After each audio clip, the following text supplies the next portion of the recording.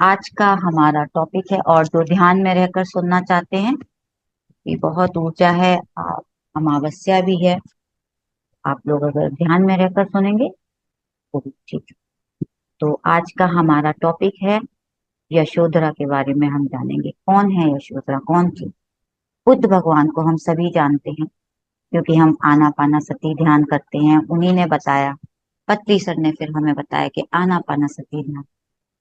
और आज हम उन्हीं की, यशोधरा की अनटोल्ड स्टोरी को जानेंगे, जो कि हमने कभी उतना जाना ही नहीं, कभी उनके बारे में इतना गहराई तक उनको सुना ही नहीं, समझा ही नहीं। और मैंने खुद भी, जब आपको सुनाने के लिए मैंने और गहरे अच्छे से पढ़ा उसको, तो मैंने समझा कि सच में हमें पीछे का नहीं पता होता है। बुद्ध भगवान को हम सभी जानते हैं लेकिन यशोधरा को हम उतना नहीं समझे। तो बुद्ध भगवान गौतम बुद्ध की पत्नी थी, क्योंकि उनका पहले का नाम था सिद्धार्थ, राजा सिद्धार्थ। और राजा शुद्धोधन के बेटे थे। और उनकी माँ थी, तो उनकी अपनी माँ नहीं थी, वो मौसी थी, यानी उनका दूसरा विवाह हुआ था राजा का वो। इस और गौतम बुद्ध के बारे में तो सब कुछ को पता है, लेकिन हमने उनके बताए रास्ते को अपनाया है। और अब हम समझेंगे आगे, क्योंकि बुद्ध भगवान ने ही हमें ये रास्ता दिखाया। स्पिरिचुअल अवेकनिंग पर वो निकल पड़े थे, उन्होंने ही हमें सब कुछ बताया, तो आज हम उसी रास्ते पर चल रहे हैं। तो उनकी फैमिली, यानी उनकी एक पत्नी, एक बच्चा, उसका क्या हुआ जब वो चले गए छोड़कर। तो स्टोरी हमें यही बताती है कि हर कोई अपनी अपनी यात्रा पर और अपनी आत्मा की उन्नति के लिए है। कहानी में हम समझेंगे सबको, और आत्मा के अलग अलग लेवल पर हैं, क्योंकि हम भी आज अपने जितने लोग यहाँ जुड़े हैं सब अपनी अपनी यात्रा पर हैं, अलग अलग लेवल पर हैं। चाहे हम परिवार में हों तो वहां पर भी वही था। कोई भी गलत नहीं होता। आज हम अपने घर में देखते हैं, हमें लगता है कि वो गलत है, हम गलत हैं। कोई गलत नहीं होता, सब अपनी अपनी यात्रा पर हैं, अपनी अपनी समझ से हम वही करते हैं। तो सही, सभी अपनी जगह पर सही होते हैं, क्योंकि हमें नहीं पता होता है कि हमारी डेस्टिनी क्या है और हम क्या स्पिरिचुअलिटी, यानी हम जो जीवन जी रहे हैं, लाइफ में हम क्या पर्पस लेकर आए हैं, पीछे हमारा क्या जीवन था, हमें कुछ नहीं पता हो। तो इस कहानी को पढ़ने सुनने के बाद ये दिल को छूने लगी मेरे। और क्योंकि हमें जरूर जानना चाहिए, आप सबको भी, ऐसा क्या है जो हमें यशोधरा से सीखना चाहिए, हम इसको डिस्कस करेंगे। उनके जीवन से क्या है इसमें।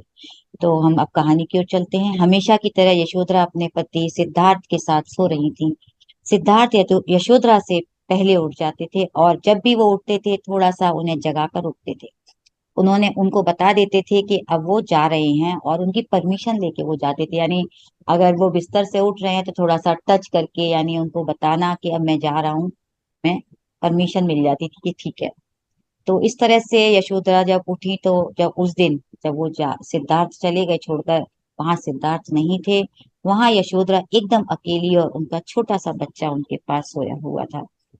उनके दिमाग में बहुत सारे सवाल उठने लगे। अक्सर जब ऐसा कभी नहीं हुआ, और जब उन्होंने देखा बिस्तर पर नहीं है, तो बहुत सारे सवाल उनके दिमाग में आ गए कि क्या हुआ, वो कहाँ चले गए। क्योंकि बहुत सारी चीजें उनके दिमाग में आने लगी। क्यों ऐसा, वो छोड़कर कहाँ चले गए मुझे। कुछ अलग सा फील कर रही थी। यानी देखिए, अंदर हमारी जो अंतरात्मा होती है ना, वो हमें बोलने लगती है। उनके अंदर अलग अलग तरह के सवाल उठने लगे। ना जाने क्यों एक अनजान सा उनको डर लगने लगा। उनके दिमाग में पुरानी चीजें एक एक करके सामने आने लगी, जब सिद्धार्थ नगर भ्रमण में गए थे। क्योंकि हम सभी जानते हैं उनकी कहानी, जब सिद्धार्थ की सुनते हैं कि वे नगर भ्रमण को निकले थे। उन्होंने देखा संसार के दुख, बुढ़ापा, गरीबी, बीमारी, सबको देखा। सभी लोग कितने दुखी हैं। तो जब उन्होंने ये सब देखा तो उनके मन में वो आया कि मुझे दुख के बारे में जानना है, कि जीवन में इतना दुख क्यों है और दुख को खत्म करना है। तो संसार में जब इतना दुख, जैसे ही सिद्धार्थ ने समझा, तो उनको लगा कि ये कहीं चले तो नहीं गए। सिद्धार्थ ने उस समय भिक्षु बनने की जिद की थी। उन्होंने कहा कि एक भिक्षु को, उन्होंने वहां पर एक भिक्षु को भी देखा जिसके चेहरे पर बहुत शांति थी। क्योंकि ये कहानी जब हम जान सुने हैं तो हमें पता है उन्होंने भिक्षु को भी देखा था। तो उनके मन में ये आया था कि अरे ये तो बहुत शांत है, इसके चेहरे पे इतनी शांति है। तो वो उनके साथ जाना चाहते थे, परंतु उस समय उनके पिता ने उनको परमिशन नहीं दी थी। और ये सब उनको याद आने लगा। तो वो, उनके मन में फिर से सवाल आया, कहीं वो चले तो नहीं गए। सिद्धार्थ की वो हंस वाली घटना जो हमने बचपन में भी पढ़ी हुई है। उनके भाई ने जब, उनका जो कजिन ब्रदर था उसने उनको उसको घायल कर दिया था हंस को, और उन्होंने ही उसको मरहम पट्टी करके संभाला था।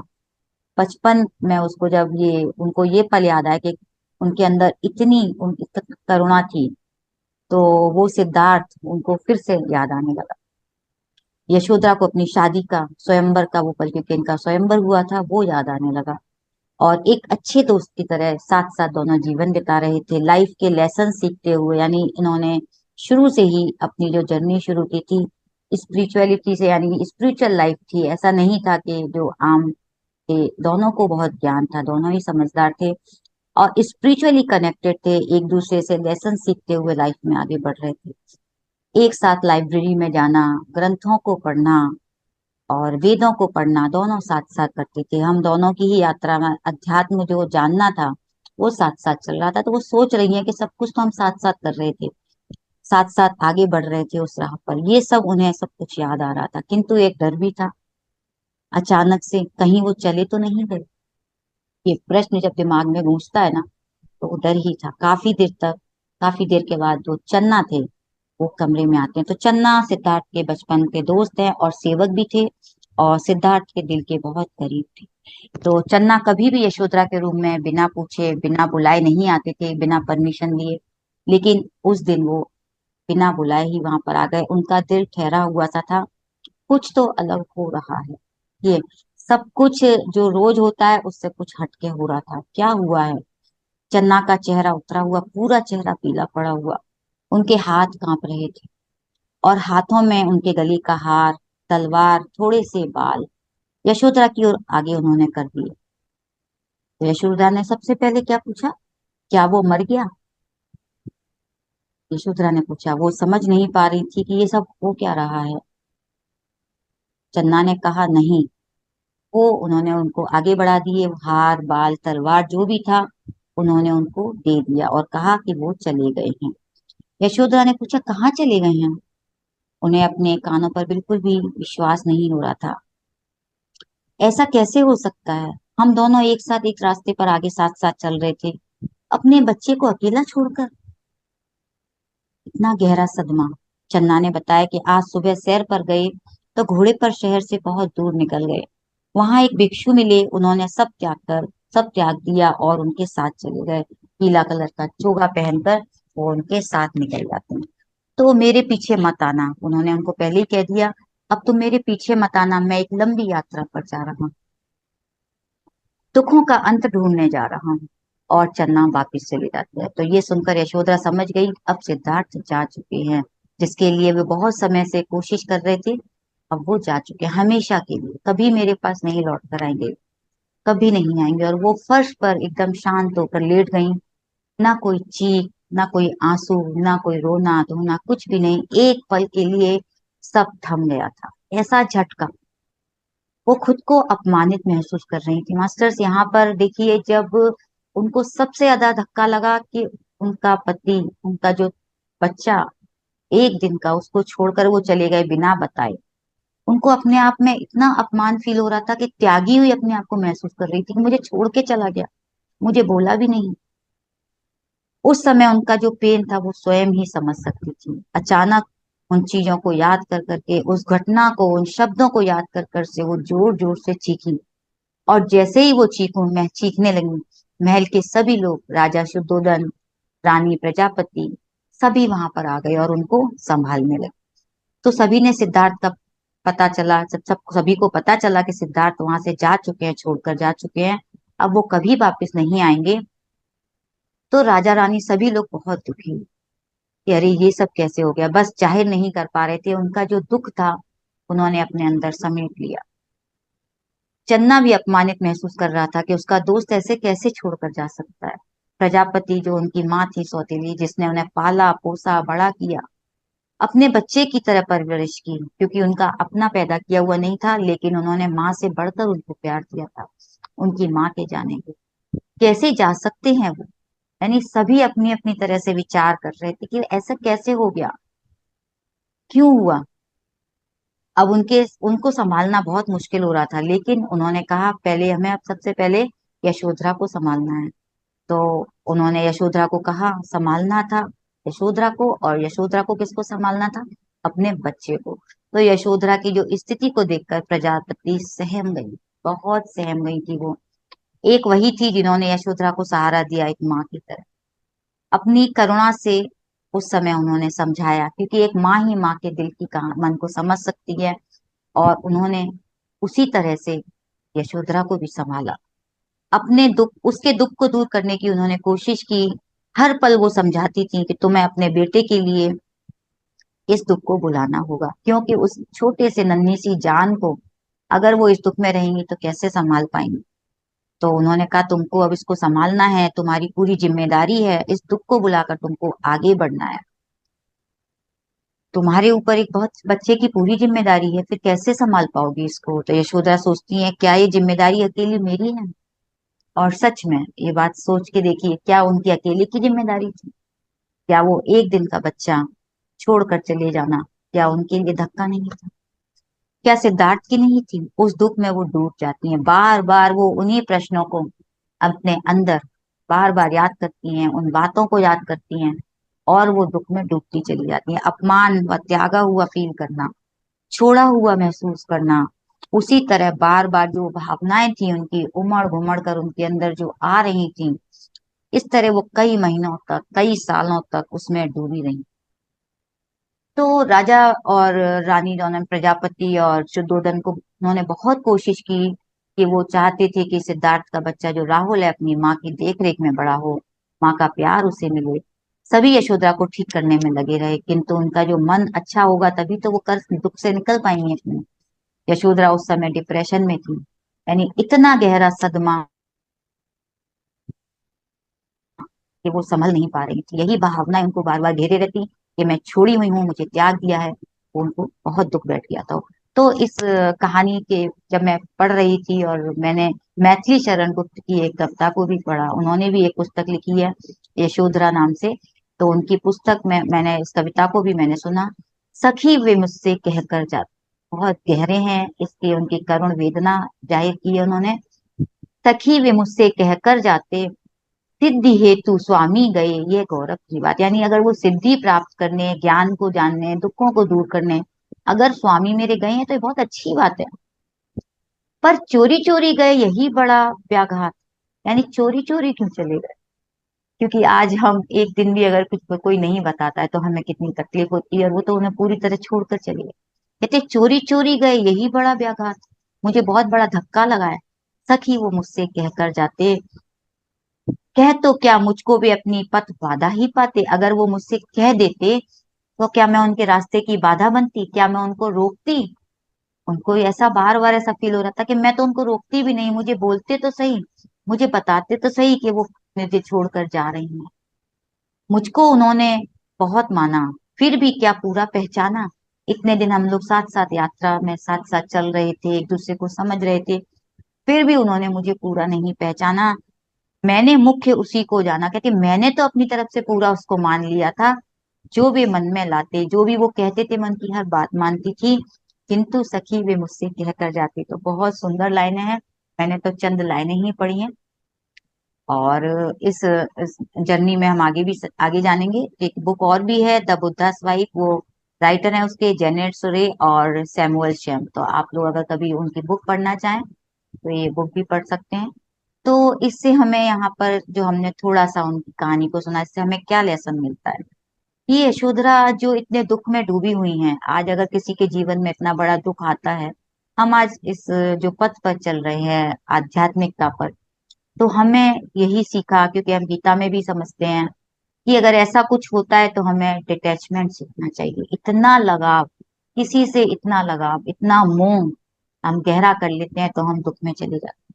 तो यही सबसे ज्यादा उनको गुस्सा आ रहा था, उनके अंदर जो गुस्सा था वो यही था। उनका जो गुस्सा उनके अंदर जो उन्होंने भर लिया था उनके प्रति, बुद्ध के प्रति, वो ही उनका बार बार उनको अपमानित महसूस करा रहा।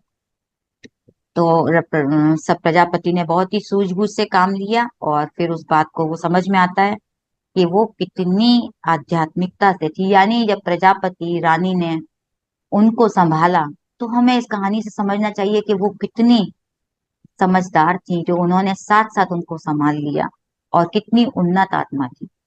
तो आगे हम चलेंगे। महल की सभी दासियों और महिलाओं को फिर वो इकट्ठा करती हैं रानी, और कहती हैं कि जहां पर यशोधरा इस दुख में बैठी है, उसने अपने आप को उस दुख में घेर रखा है, चारों ओर उसके घेरा बनाकर बैठ जाती, सबको कहती है बैठ जाओ ये घेरा बनाकर। सभी दासियां महिलाएं पूरा दिन ऐसे ही घेरा बनाकर बैठी रहीं। यशोधरा चुपचाप थी, सिद्धार्थ जाने के बाद एक शब्द भी नहीं बोली थी। उनके अंदर दुख एकदम बैठ गया था, उन्हें हीलिंग की बहुत जरूरत। ऐसा रोज ही होने लगा, सभी घेरा बनाकर बैठने लगी। यानी दिन प्रतिदिन उनका ऐसा ही एक रूटीन रहा कि उनके चारों ओर वो बैठ जाती। उस पेड़ के नीचे भी जहां सिद्धार्थ व यशोधरा बैठा करते थे, वहां भी सभी बैठ जाती थी। यानी अगर वो पेड़ के नीचे बैठी हैं तो वहां सभी घेरा बनाकर बैठ जाती थी। वो जहां बैठती थी बस चारों ओर उनके बैठ जाती थी, उनको अकेला नहीं छोड़ती। ऐसा कई दिनों तक चला। एक दिन यशोधरा जोर जोर से बहुत रोई। अब उनके मन जो उनका था, जो उन्होंने आसपास अपने लोगों को देखा, उनका मन खाली होने के लिए एकदम विचलित होने लगा। बहुत रोई, किसी ने उनसे कुछ नहीं कहा। सभी उनको बस देख रहे थे और सुन रहे थे। उनका सारा दुख रो रो कर प्रकट हो रहा था। यानी उन्होंने अपने आप को, जो उन्होंने इमोशन को दबा रखा था, वो उनका बाहर आने लगा। वो दुख को जो उन्होंने दबाया हुआ था उसे निकालना बहुत जरूरी था। इस तरह से डेली सभी यशोधरा के चारों ओर बैठते रहे और यशोधरा की बात सुनते थे। वो बोलने लगी थी, जो वो पहले बोलती नहीं थी। कई महीने कई साल उन्होंने निकाल दिए, अब वो बोलने लगी थी। जैसे जब वो बातें करती थी उनका मन हल्का होने लगा। सिद्धार्थ के साथ बिताई हुई बातें बताती, कैसे उन्होंने उनके साथ पल गुजारे थे वो सब बताती थी। वो सब उनके पल बताती थी कि उन्होंने कहा कि किस तरह से उन्होंने उनके साथ समय बताया। तो जो भी बातें वो उन्होंने शेयर नहीं की थी, कभी अनकही रह गई थी, वो सब उनकी बाहर आ गई, क्योंकि उनको सुनने वाले थे। तो मास्टर्स, हम अपनी लाइफ में भी ऐसे लोग ढूंढते हैं जो हमारी बात को सुने, हम उनसे शेयर कर सकें। हमारा भी कभी ऐसा मन होता है, दुखी होता है, तो हम भी मन में होता है अरे मैं किसी से अपनी बात कह पाती।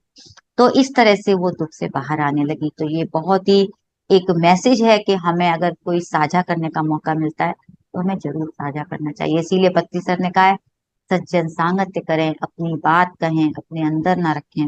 अपने जब अनुभव शेयर करेंगे तो दूसरों को भी उससे फायदा होगा। तो फिर एक दिन प्रजापति ने यशोधरा से कहा, अब तुम्हें सुनाना नहीं है, तुम बहुत सुना चुकी।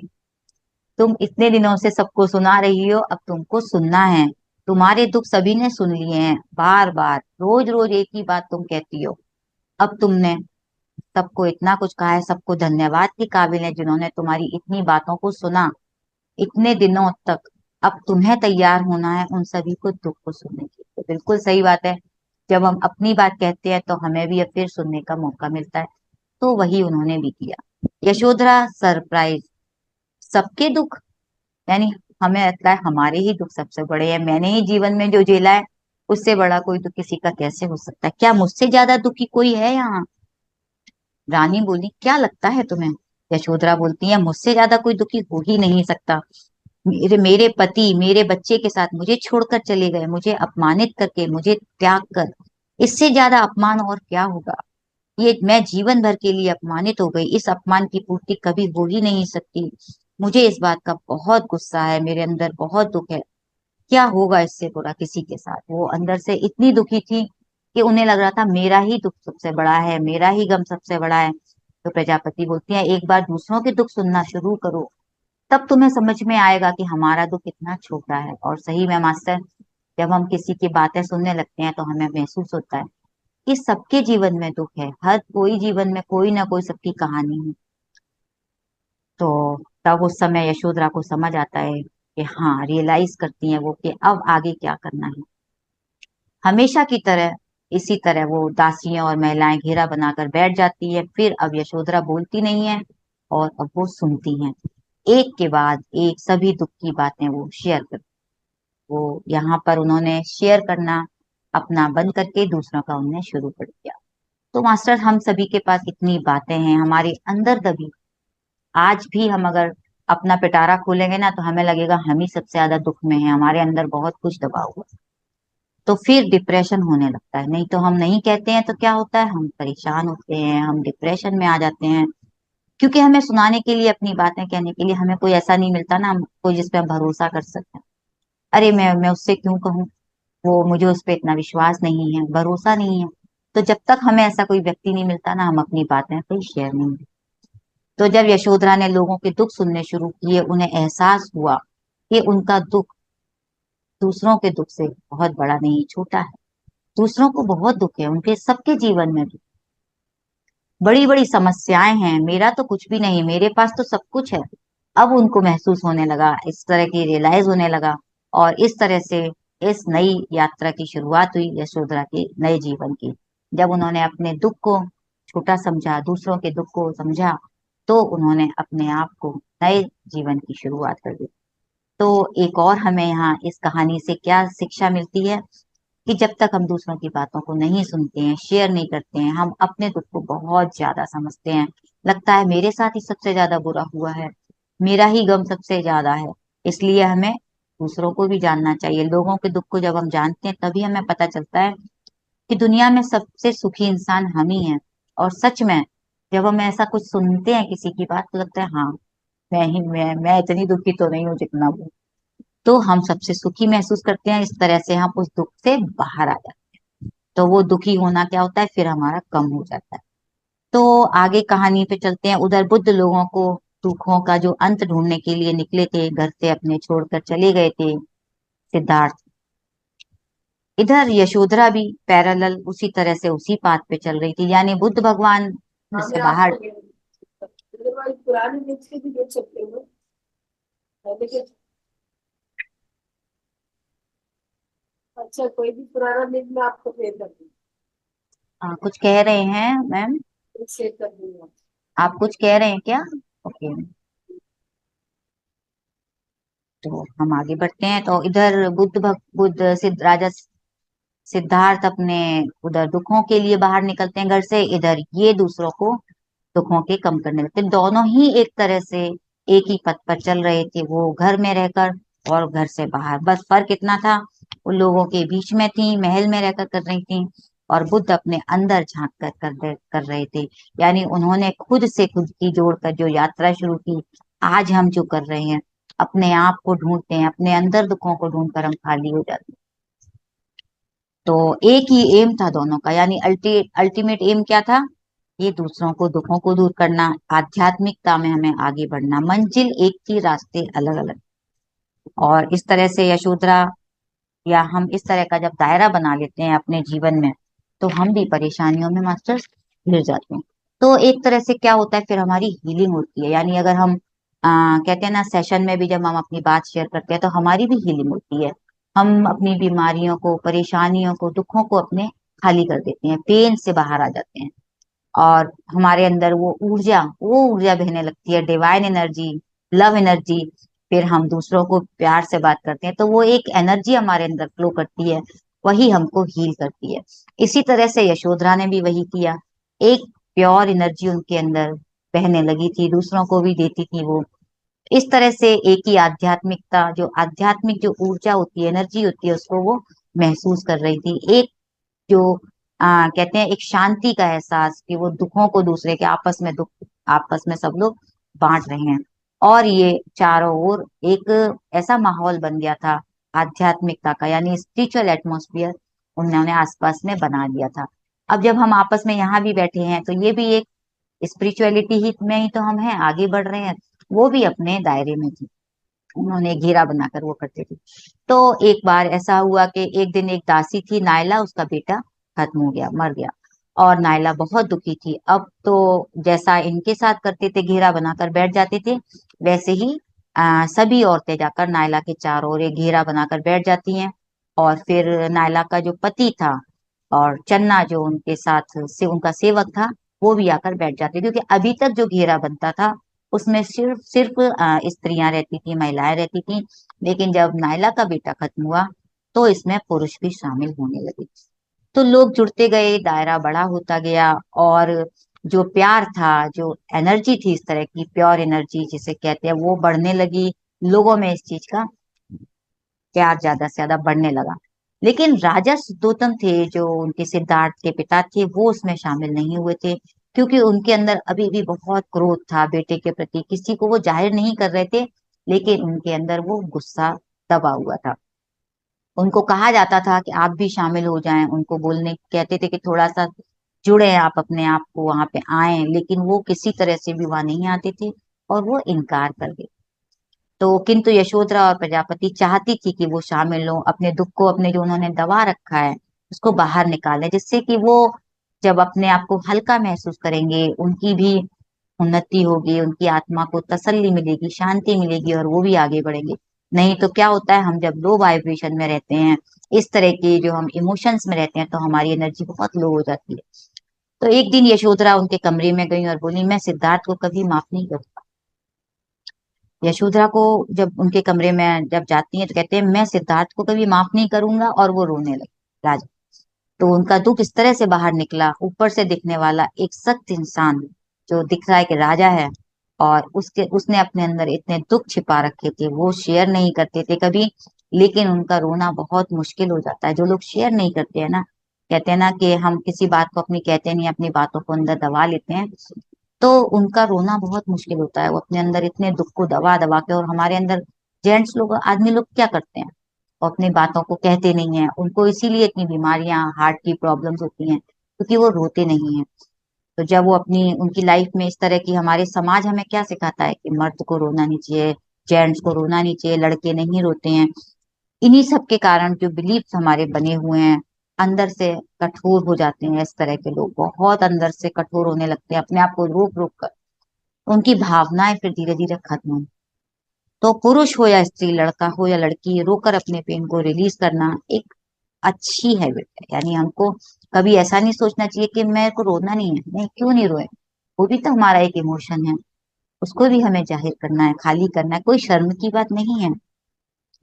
इस तरह एक एक करके सभी आध्यात्मिक स्तर पर अपनी उन्नति कर रहे थे। यानी हमने उनको एक एक को, सबको सुना समझा, सभी अपनी आध्यात्मिक यात्रा में आगे बढ़ रहे थे। फिर एक दिन चन्ना आई और बताया कि सिद्धार्थ का पता चल गया है।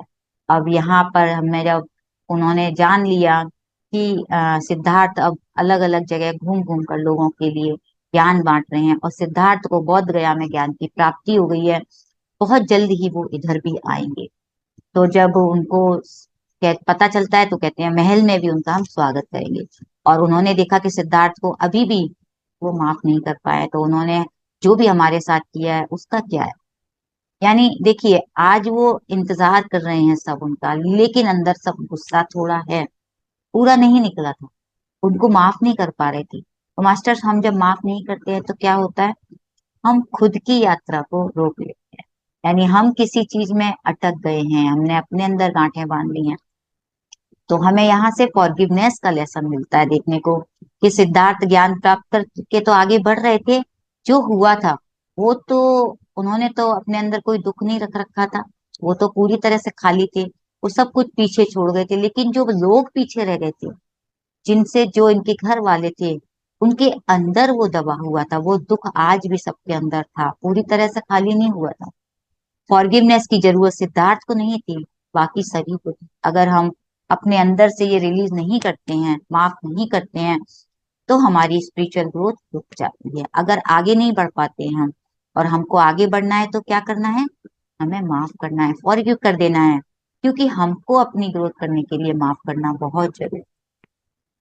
और अपनी शांति के लिए, अपनी उन्नति के लिए, पीस के लिए। तो इस तरह से अब दूसरी तरफ यशोधरा का बेटा भी बड़ा हो गया है, राहुल, उसका नाम है राहुल। तो वो बिना पिता के बड़ा हो रहा था, क्योंकि पूरी तरह से ये इनका ध्यान रखती थी। राहुल का नाम सिद्धार्थ ने ही रखा था। राहुल का अर्थ है बेड़ियां। देखिए मास्टर, जब उन्होंने छोड़कर चले गए, तो उनके प्रश्न आया कि इन्होंने इसका पुत्र का नाम बेड़ियां क्यों रखा। क्या वो राहुल को बेड़ियां समझते थे, ये बात भी उनको टीस दे रही थी। क्योंकि जब हम इस तरह का कुछ सिचुएशन बनती है, तो हम उसमें नेगेटिविटी ढूंढने लगते, और वहां भी उनके साथ ऐसा ही हुआ कि राहुल का अर्थ है बेड़ियां, क्या वो उसको बेड़ियां समझते थे। जब सिद्धार्थ के मन में ये सब था, तो क्यों शुरुआत की, क्यों इस तरह से उन्होंने जीवन को यहाँ तक आगे लाया, इस तरह का अंत क्यों। यशोधरा के ऊपर जिम्मेदारी थी राहुल की, पूरे परिवार की, वो अपनी जिम्मेदारियों के साथ आगे बढ़ रही। यशोधरा ने अपने बेटे के अंदर पाया कि पिता के प्रति उसके अंदर बहुत नफरत है। और पुत्र जब देखा उन्होंने कि उनके बेटे के अंदर बहुत नफरत है, वो पसंद नहीं करता है अपने पिता को, क्योंकि उसको कोई लगाव नहीं है, वो जिस तरह से छोड़कर चली गई थी, तो उन्होंने उसको प्यार से समझाकर कहा कि सिखाया उनको कि पिता क्या होता है। उन्होंने राहुल के मन में एक आदर, एक सम्मान के अंदर जगाया। फिर धीरे धीरे वो पिता के प्रति सम्मान करने लगा। तो यानी एक माँ अपने पुत्र को, अगर उसके अंदर इस तरह से कोई बीज है, तो समझा कर पिता के प्रति सम्मान वापस ला सकते, वही उन्होंने भी किया। इधर चन्ना बुद्ध के संग में शामिल हो चुके थे और वापिस आकर बताया कि मैंने ज्ञान सीख लिया। चन्ना ने भी बुद्ध के संग में जुड़कर ज्ञान को सीखा। और वो पूछा, जब वो वापस आए तो उनसे पूछा, तुमने क्या सीखा है, बताओ क्या सीख कर आए हो। तो कहते हैं, मैंने आनापाना सती ध्यान सीखा है, अपनी सांसों पर ध्यान लगाना, खुद से खुद को जोड़कर अपनी चेतना को बढ़ाकर, कॉन्शियसनेस को यानी हम अपनी बढ़ा सकते हैं अपनी श्वासों के द्वारा उन्नत, और जुड़कर ही हम आगे अपना आनापाना सती ध्यान के द्वारा उन्होंने सबको बताया कि हम ये सीख कर आए हैं। और स्पिरिचुअल मार्ग पर वो आगे बढ़, तो ये सभी भी ध्यान करने लगे। उन्होंने जब बताया कि मैं ध्यान सीख कर आया हूँ, तो इन सबको भी ध्यान करना सिखाया और ये लोग भी ध्यान करने लगे। तो दोनों जिम्मेदारियों को बैलेंस करके आगे बढ़ रही थी, यानी वो क्या कर रही थी, अब ध्यान भी सिखाने लगी, सबको ही ध्यान भी करने लगे, और अपना जो पहले वाला था, जो तरीका था और परिवार की जिम्मेदारियां थी, वो सब कुछ बैलेंस करके आगे बढ़।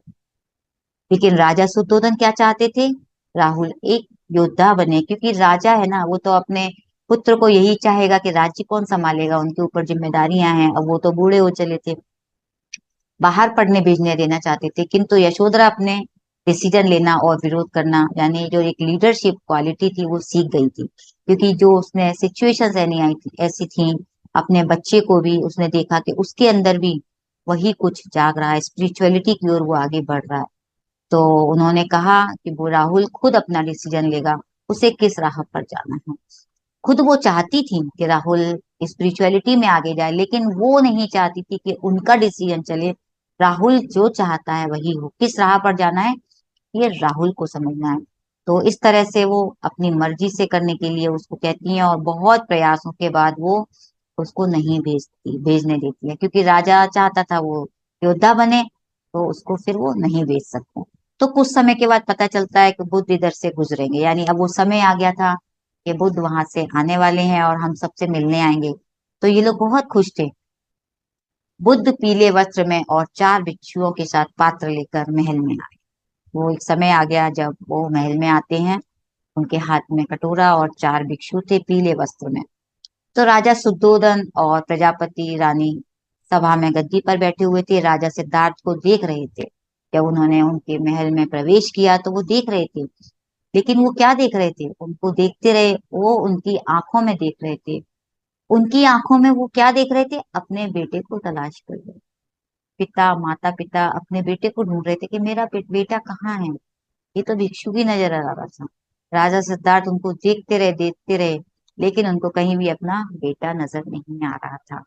केवल किसी के होने का, यानी कोई है वहां, ये कोई एक एहसास होता है ना कि हाँ कोई आया है, लेकिन जो वो चाहते थे कि मेरा पुत्र आ रहा है, वो उनको वहां नहीं मिला। एक शांति थी, यानी वो तो इतने शांत हो चुके थे, कोई शांति का एक एहसास उन्हें हो रहा था। उनकी आंखों में किसी तरह का बंधन नहीं था, वो तो सब कुछ त्याग चुके थे, जीवन में सब कुछ ढूंढ रहे थे। तो अब उनको किसी चीज का बंधन नहीं था। सब कुछ त्यागने के बाद उन्होंने महसूस किया, सिद्धार्थ ने राजा रानी की आंखों में वही माता पिता का प्यार पाया। यानी वो तो समझ रहे थे कि ये मुझे ढूंढ रहे हैं, क्योंकि वो तो सब कुछ जान सकते थे, अब उनके अंदर वो ज्ञान था। लेकिन माता पिता को वो पुत्र नहीं मिला। उनके अंदर तो प्यार और करुणा है। तो उनके पाँव को छुआ और वो प्रणाम किया। सिद्धार्थ अब वो सिद्धार्थ नहीं थे। तो मास्टर्स थोड़ा सा ध्यान रखेंगे। सिद्धार्थ अब वो सिद्धार्थ नहीं थे, एक ठहराव था, एक शांति थी उनके बीच। आज हम भी कई बार अपने आप को देखते हैं, हम जब यात्रा शुरू करते हैं तब हम कितना मन चंचल था हमारा, और आज हम कितने शांत हो जाते हैं। थोड़ा थोड़ा हम में भी परिवर्तन आ गया, लेकिन वो तो बहुत शांत हो चुके थे। उनका एक ऑरा, यानी उनका जो हम चारों तरफ कहते हैं ना, उनके एक प्रकाश, उनका ऑरा था, शांति फैला रहा था, सबको उस ऊर्जा उनको महसूस कर पा रहे थे। उन्हें देखकर राजा शुद्धोधन अपना सारा दुख भूल गए। उनका गुस्सा था, उनकी शिकायतें थी, उनके गिले शिकवे थे, सब कुछ वो भूल जाते हैं। और एक शांति जो एक हम लोग जब महसूस करते हैं ना, अरे वाह कितना अच्छा लग रहा है, एक शांति का एहसास उनको। तो यशोधरा को सिद्धार्थ से मिलने के लिए कहा तो वो मना कर देती है, बोलती है मैं नहीं जाऊंगी सिद्धार्थ से मिलने, उन्हें मुझसे मिलने मेरे कमरे में आना होगा। यानी वो अभी भी वही चाहती थी, जिस तरह से मुझे छोड़ के गए थे, उनको खुद उस कमरे में आना होगा। और उसके बाद राहुल से मिलना है तो राहुल को दूसरे कमरे में वो भेज देती है। यानी वो नहीं चाहती थी कि राहुल उनसे डायरेक्ट मिले। और जब सिद्धार्थ यशोधरा से मिलने उनके कमरे में आए तो यशोधरा उन्हें देखकर जमीन पर गिर पड़ती हैं और जोर जोर से रोने लगती हैं। उनका सारा गुस्सा, सारा दुख आंसुओं में बहने लगता है। सिद्धार्थ को देखकर उनको वो पहले वाला उनको भी सिद्धार्थ नजर नहीं आता है। अब ये कौन है? कहती है सिद्धार्थ चुपचाप खड़े रहे। ये एक मुस्कान, एक ठहराव, एक शांति, इन बंधनों से मुक्त, ये ज्ञान ले चुके थे कैसे इन बंधनों से वो मुक्त हो चुके, अपने आप को जान चुके थे। जिस रास्ते पर वो निकले थे दुखों का अंत ढूंढने, वो लोगों में वो ज्ञान बांट रहे थे कि हमें कैसे अपने जीवन के जो दुख है कैसे उनको खत्म करना। यशोधरा कुछ नहीं कह सकी, बस वो कहती है कि मैं आपसे उन्हीं देवदार के पेड़ों के नीचे मिलना चाहती हूँ, जो पेड़ों के नीचे दोनों मिलते थे, आपस में बैठकर बात करते हैं। तो सिद्धार्थ कहते हैं ठीक है, हम दूसरे दिन वहां मिलेंगे। और वो वहां पहुंच जाते हैं, दोनों मिलते हैं। जब सिद्धार्थ उनको वहां देखती है कि वो तो वहां ध्यान में बैठे हुए हैं, वो सिद्धार्थ को देखती रहती है एक टक ध्यान में बैठे हुए। और फिर उसके बाद वो भी ध्यान में बैठ जाती है। जैसे ही सिद्धार्थ आंख खुलते हैं तो देखते हैं कि यशोधरा ने उनसे कहा कि इन 7 सालों में आप जब स्पिरिचुअल पाथ पर थे, दुख दूर करने का रास्ता ढूंढ रहे थे, तो मैं भी अपने स्पिरिचुअल पाथ पर थी। वो अपनी बातें उनको कहती हैं। यहाँ लोगों के बीच रहकर मैं भी अपने दुख दूर कर रही थी, सारी बातें वो उनको बताती हैं। सिद्धार्थ कहते हैं spiritual friendship is the whole of holy life. यानी जो हम स्पिरिचुअल फ्रेंडशिप है, हमारी दोस्ती है, यही जीवन का सार है। बिल्कुल बहुत अच्छी बात है। हमारे रास्ते एक ही हैं, पर क्यों ना हम दोनों एक साथ रहकर लोगों को ये बातें बताएं। तो सिद्धार्थ सोचकर कहते हैं तुम्हारा रास्ता सही है, तुम ठीक कर रही हो, हम सभी का रास्ता एक ही है, लेकिन हमारे दरवाजे अलग अलग हैं। आप अलग, तुम्हारा अलग है, मेरा अलग है, किंतु तुम जिस रास्ते पर चल रही हो चलती रहो। ये रास्ता कहाँ जाता है ये आने वाला वक्त बताएगा।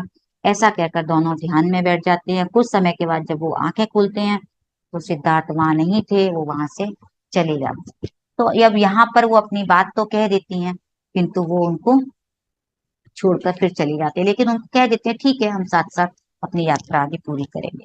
और इसके बाद राहुल अपने पिता के संग में जाना स्वीकार कर लेते हैं। वो उनके संग में मिल जाते हैं। एक 7 साल का बच्चा उस संग में, यानी छोटी सी उम्र में ही बुद्ध के संग में वो शामिल हो जाते हैं। और इधर राजा शुद्धोधन के राज्य में युद्ध हो जाता है। और दूसरे राज्य में युद्ध के लिए वो चले जाते हैं। युद्ध करने के लिए सभी जो भी वहां के पुरुष थे, राजा थे, सभी युद्ध के लिए चले जाते हैं। तो सभी महिलाएं बच्चे वहां रह जाते हैं। पूरे राज्य में भुखमरी गरीबी फैल जाती है। तो रानी और यशोधरा तय करती हैं कि अब प्रजा के बीच में जाकर उनके दुख को सुनेंगी, उनके दुखों को खत्म करेंगी। और वही वो पहले जैसे सबके दुख सुनती थी, इसी तरह से उनके दुखों को सुनती हैं, उन समस्याओं को सॉल्व करती है। तो इस तरह से वो फिर सफल होकर इस तरह से उनकी कहानी यहाँ तक समाप्त होती है। फिर जब सब ठीक हो जाता है, फिर वो भी चाहती है कि चलिए हम भी अब बुद्ध के संग में मिल जाते हैं। और वो कहती हैं कि क्या हम आपके संग में शामिल हो सकते हैं? तो राजा कहते हैं लेकिन इसके लिए पहले तो वो उनको मना कर देते हैं। फिर वो कहते हैं ठीक है, अगर सभी महिला कहती हैं नहीं हमको तो जाना है ज्ञान की प्राप्ति के लिए, हम तो बुद्ध के मार्ग पर ही चलना चाहते हैं। तो सभी पीले वस्त्र पहनकर सर मुंडवाकर बुद्ध के रास्ते पर चल देती हैं। और यशोधरा सोचती है कि मैं यहाँ पर क्या करूंगी, इसी बहाने बुद्ध को दूर से वो देखती रहूंगी। तो सोचकर वो भी चल देती हैं। यानी पहले तो सभी लोग चली जाती हैं, फिर उनको समझ में आता है कि मैं भी जाना चाहूंगी, मैं यहाँ अकेली क्या करूँ। और सभी चले जाते हैं, वो भी उनके साथ चल देती है। लेकिन बुद्ध उनसे कहते हैं कि आपको यहाँ के कठोर नियमों का पालन करना पड़ेगा, तभी आप हमारे इस संघ में शामिल होंगी। तो सभी महिलाएं मान जाती हैं और बुद्ध की शिक्षाओं को धारण करके, ध्यान करके अपने उस पाथ में आगे बढ़ती रहती हैं। तो कहते हैं रानी प्रजापति को बुद्ध के द्वारा ज्ञान की प्राप्ति हुई, केवल्य की प्राप्ति हुई। यानी सबसे पहले अगर केवल्य प्राप्त किया तो रानी प्रजापति ने, और अंतिम क्षणों में मृत्यु के समय वो यशोधरा से कहती हैं, माना कि सिद्धार्थ का रास्ता सही है ज्ञान की प्राप्ति के लिए, लेकिन मुझे अभी भी अपना ही रास्ता अच्छा लगता है, यहाँ कुछ कमी है। मुझे अभी अभी भी अपना ही रास्ता पसंद है जिसमें प्रेम है, लगाव है। मैं चाहती हूँ इस संग में सभी को हमारे उस रास्ते के बारे में बताओ। हम दूसरों के दुख सुनकर बांट सकते हैं, एक दूसरे के साथ रहकर। तो और इस तरह से फिर वो अपने प्राण त्याग देती है। मुझे भी अब वो पल याद आते हैं, मुझे अब भी उस रास्ते से लगाव है, और वो इस दुनिया को त्याग छोड़कर चली जाती हैं। यशोधरा पूरे मन से फिर उस संग में प्रचार प्रसार करती हैं। राजा शुद्धोधन भी अपनी पत्नी के बिना दुख में अकेले होते हैं, फिर वो भी, यशोधरा फिर वापस आती हैं, अपना धर्म जो उनका फर्ज था उसको, जिम्मेदारी को समझकर उनकी सेवा करती हैं। तो ये कहानियां हम जो सुन रहे हैं, देखिए कितना ज्ञान है इनमें। सब कुछ करते हुए, जीवन की जिम्मेदारियां करते हुए उन्होंने सबको ज्ञान भी दिया, सबके दुखों को भी दूर किया, और अपनी स्पिरिचुअल पाथ पर चलती है। और महल में न रहकर वो देवदार के पेड़ों के नीचे ही रहती, यानी उन्होंने महल के सुखों को त्याग दिया था और अपनी यात्रा पूरी करती रही। और जीवन के आखिरी समय में है इसमें कि जो चन्ना की जो बच्चे थे, उनके जो आगे की जनरेशन थी, उन्होंने यशोधरा का ध्यान रखा, उनका पूरा केयर किया, उनके लोगों को वही रास्ता उन्होंने बताया, लोगों की मदद की। तो अंत में ये शब्द कहे कि मुझे पता है मैं, ये रास्ता सही है, इसकी नींव, इसके बीज पड़ चुके हैं। यानी वो कहती हैं कि मैंने इसके बीज तो डाल दिए हैं, इसकी नींव तो पड़ चुकी है, लेकिन आने वाले समय में ये वृक्ष बनेगा, लोगों की मदद करेगा। और आज हम वही कर रहे हैं। आज भी हम चाहते हैं मास्टर्स कोई हमारे दुख सुने, कोई हमारी बात सुने। तो ये थी बुद्ध की पत्नी यशोधरा की अमेजिंग जर्नी। उनके रास्ते की एक ही थे, मंजिल एक ही थी, लेकिन रास्ते अलग अलग थे। तो थैंक यू मास्टर। और मैंने अपनी तरह से जो भी समझ से ये आपको जो उनका ज्ञान था इस कहानी में मैं शेयर कर सकी। और मैं सच में, मुझे इस कहानी को पढ़ने के बाद बहुत अच्छा लगा कि हम सबको उनकी कहानी को पढ़कर, सिर्फ पढ़ना नहीं है, हमें उनके लेसन्स को क्या क्या मिल रहे हैं हमको उसको जानना। तो thank you Sumitra ji. Thank you ma'am. Master, किसी को कोई क्वेश्चन है इस बारे में तो आप हैंड रेज कर सकते हैं और मैम से पूछ सकते हैं। अगर कोई कहानी अच्छी लगी है किसी को तो भी हमसे शेयर करें, और अगर कुछ अपने तरफ से भी किसी को और कुछ पता है वो भी शेयर करें, मुझे भी और आगे समझ में आएगा। तो कुछ चीजें हमें नहीं पता होती हैं, हम भी किताब पढ़कर आपको अपने तरीके से बताते हैं। यस मास्टर, कोई कुछ बोलना चाहेगा या और अनिला जी? जी, अनिला जी ने हैंड रेज किया है, आप हाँ, अपना अपने आप को कैम म्यूट म्यूट कीजिए। हाँ, कैमरा ऑन कर सकती हैं तो बहुत अच्छा लगेगा हमें भी। जी अनिला जी, आप अनम्यूट अनम्यूट कीजिए मैम। करें। जी। हेलो मैम, आत्मा वंदन। आत्मनंदन। मैम, कहानी बहुत अच्छी लगी, दिल को छू गई। आज ऐसा लग रहा है कि महान बुद्ध नहीं थे, यशोधरा बुद्ध महान थी। बहुत सुंदर बात कही आप, बहुत सही बात। उनने जो जीवन में रहते हुए जो प्राप्त किया वो बहुत महान।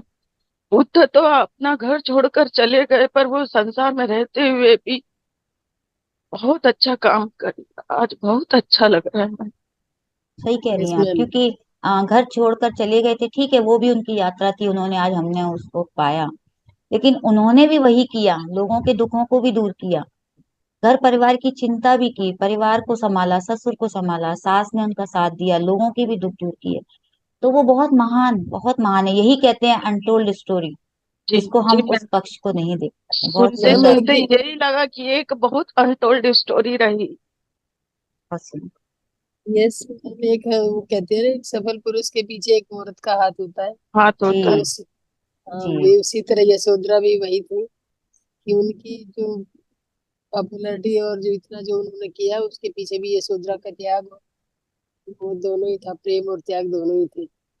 Yes ma'am. सही बात। और फिर थैंक उसके बाद उन्होंने अपने दुख को कितने वर्षों तक अपने अंदर दबा के रखा, फिर अंदर माफ दबा किया, कर रखा। फिर माफ किया, इतना आसान यस नहीं मैम। होता है। यस। लेकिन हमें हमें आगे बढ़ने के लिए करना चाहिए, हमें यस। करना चाहिए। जी यस थैंक मास्टर, यू, किसी और को? Thank you. Thank you very good. Yes जी मनीषा जी। मनीषा। मैम जी प्रणाम। मैम सुन रहे जी हैं मेरे? हाँ जी, जी आपकी जी। आवाज क्लियर है जी। मैडम इतने विस्तार से जो आपने कहानी बताई वो मैंने पहले कभी नहीं सुनी, और आपने हर चीज को बहुत अच्छी तरह से एक्सप्लेन किया। हर चीज यानी दिल को लग गई आप, इसलिए बहुत ही अच्छा लगा मैम। मुझे भी। और आप लोग थैंक जब यू। शेयर करते हैं तो मुझे लगता है कि मैं खुद भी जब मैंने पढ़ी थी ना, बिल्कुल कलेजा भर आया था। हाँ और जी। जब ये कविता मैंने पढ़ी थी कि जब उनको छोड़ के चले जाते हैं, कि मुझसे कुछ कहकर जाते, रियली मैं 2 दिन तक इतने उसमें डूबी हुई थी कि सच में कितना दर्द है इस कविता में। और पूरी कुछ कविताओं के अंदर ही पूरा साथ था। बहुत सुंदर, बहुत मैडम सुंदर। इस मैथिली से। जो आपने स्टोरी सुनाई इसमें करुणा एकदम दिखाई दे रही थी हर बिल्कुल, उसमें। उनके अंदर जो उनका दर्द था, रुदन था, हाँ जी, वो बिल्कुल दिखाई दिखाई। दे। Thank you. Thank you Manisha ji. Yes master, किसी और का कोई सवाल? और भी मास्टर्स किसी को अगर कुछ शेयर करना हो, कोई कुछ और भी नया अपना ऐड करे, या कैसा अनुभव रहा, बताएं। क्योंकि ये कभी कभी हमें सुनने मिलती है इस तरह की, बाकी के तो हम ज्ञान लेते ही हैं। जी नीतू जी।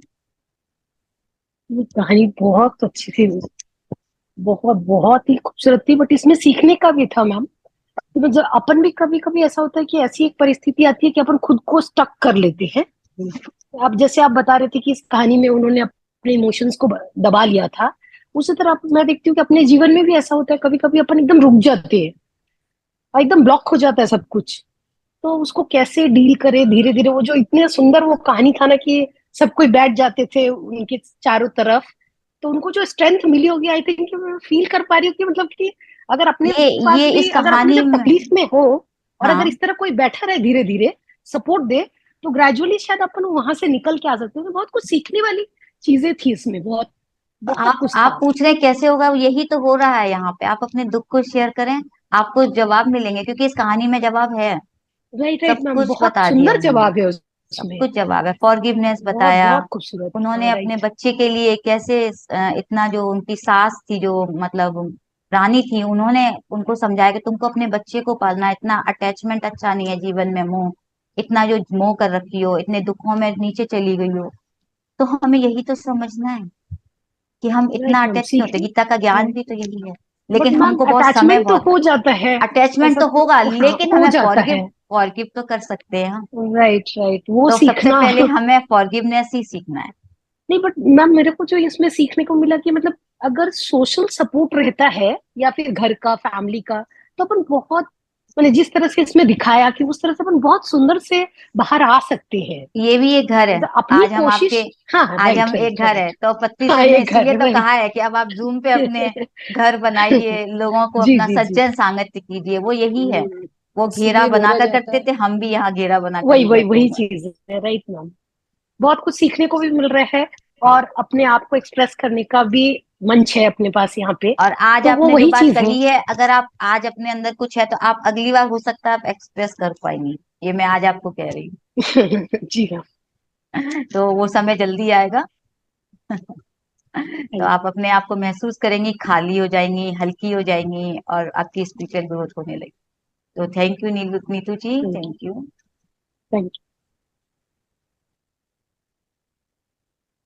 ये और मैम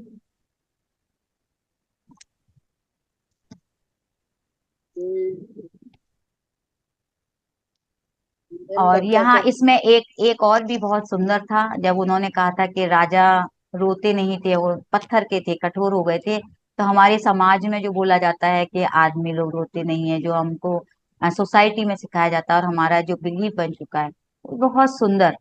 क्योंकि क्यों नहीं रोए आदमी लोग? क्या उनके इमोशन नहीं है? रोने नहीं दिया जाता है। बचपन से कहते हैं तुम क्यों रो रहे हो, तुम तो लड़के हो। नहीं, वो अपनी बात नहीं कह पाते हैं इसी डर से, क्योंकि उनको लड़का बोल दिया जाता है, नहीं तुमको तो स्ट्रांग बनना है, नहीं रोगे नहीं। तो कई बार हम देखते हैं कि फिर वो कभी भी अपनी बात नहीं कह पाते हैं, रोते भी नहीं है। तो हमें उनको धीरे धीरे उसको भी सीखना है, अपनी बात कहें, अगर आंसू आ रहे हैं तो आने दें। तो इसी तरह मैं भी यहाँ कहूंगी कि अगर कोई इस तरह से हैं तो अपनी बात को शेयर करें। सिर्फ हम यहाँ फीमेल की बात कर रहे हैं, आप लोग भी सामने आए, अच्छा यस लगेगा। मास्टर। क्योंकि वहां पर भी उन्होंने घेरा बनाकर बैठे थे सभी, आप भी घेरे में आए, हमारे इस दायरे में आए। जी, और क्या कोई सवाल है मास्टर? मीनू जी, लगता नहीं है कोई सवाल है। और मीनू जी, मैं आपसे एक बात पर्सनली पूछना चाह रही हूँ जी। कि जो अभी जो ध्यान के लिए बोध गया में जो जाने होने वाला है सितंबर में, तो आप क्या जा रहे हैं वहाँ पे? अभी तक तो मेरा प्लान नहीं है, लेकिन क्योंकि मेरे बेटे की मैंने यहाँ रिकॉर्डिंग चल रही है, तो मेरे बेटे के मैं इसीलिए बिजी हूँ इन दिनों, कई महीने से। और शादी है मेरे बेटे की अभी, तो उसकी तैयारियों में लगूंगी।